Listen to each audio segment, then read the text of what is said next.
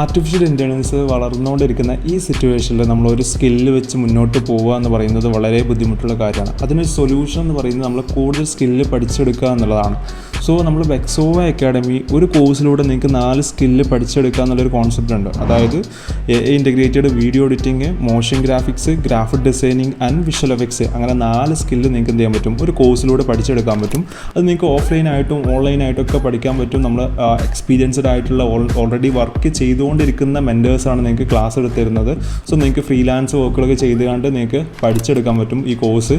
So നിങ്ങൾ ഓഫ്ലൈനായിട്ട് പഠിക്കുകയാണെന്നുണ്ടെങ്കിൽ നിങ്ങൾക്ക് എന്ത് ചെയ്യാൻ പറ്റും, ഓൺലൈൻ കോഴ്സുകളും അതിൻ്റെ കൂടെ തന്നെ നിങ്ങൾക്ക് ആക്സസ് ചെയ്യാൻ പറ്റും.